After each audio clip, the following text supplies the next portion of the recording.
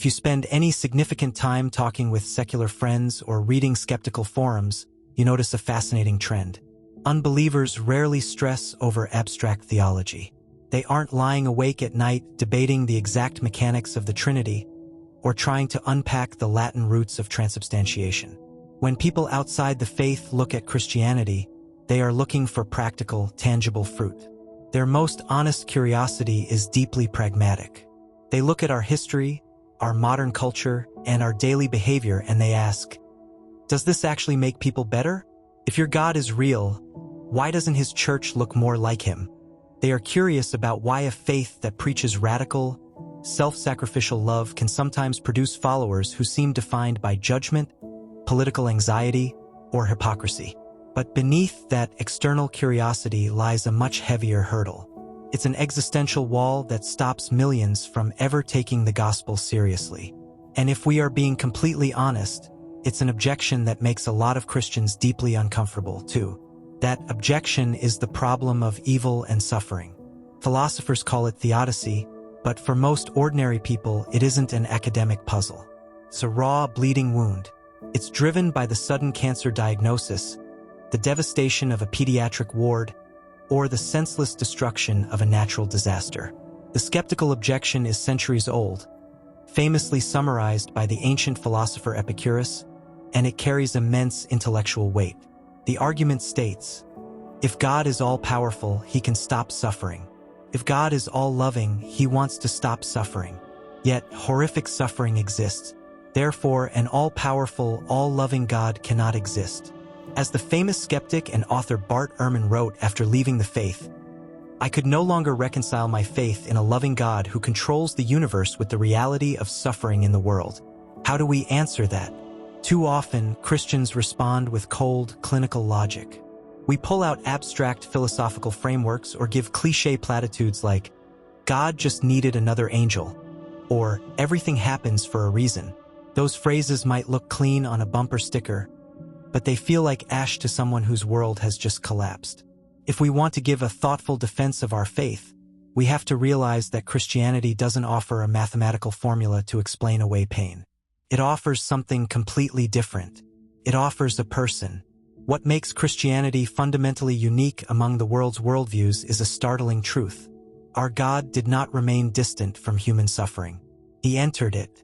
In almost every other religious philosophy, God is detached from human agony. He sits far above the fray, issuing decrees from a safe, transcendent distance. But the Christian story says that God looked at our broken, suffering world, stripped himself of his heavenly immunity, and stepped right into the dirt. Through Jesus Christ, God submitted himself to human betrayal, systemic injustice, psychological agony in the Garden of Gethsemane, and ultimate physical torture on a Roman cross. The theologian Pastor Timothy Keller framed it perfectly. While the Bible may not give us a complete, exhaustive answer as to why individual tragedies happen, it gives us something far more profound. A God who weeps with us. A God who took the absolute worst of human suffering upon himself. When you are hurting, you don't need a lecture on the mechanics of free will. You need to know that you are not alone. On the cross, Jesus cried out, my God, why have you forsaken me?" That means there is no depth of human abandonment, grief, or physical pain that your Creator does not personally understand from the inside out. And consider the alternative for a moment. If the secular worldview is correct, suffering has no meaning at all. If there is no God, then a child getting sick or a tragic accident is just data. It's just senseless, blind physical bad luck. It means nothing, it teaches nothing, and it corrects nothing. But the Christian story doesn't end at the cross. It moves directly to the empty tomb. The resurrection means that suffering is not the final chapter. It promises that pain is temporary, that evil will not have the final word, and that, as C.S. Lewis beautifully penned, every painful thing will eventually work together for good, and even the sad things will come untrue. Which brings us right back to that initial curiosity from unbelievers. If this story is so beautiful, why is the church so flawed? Why don't Christians look more like Jesus?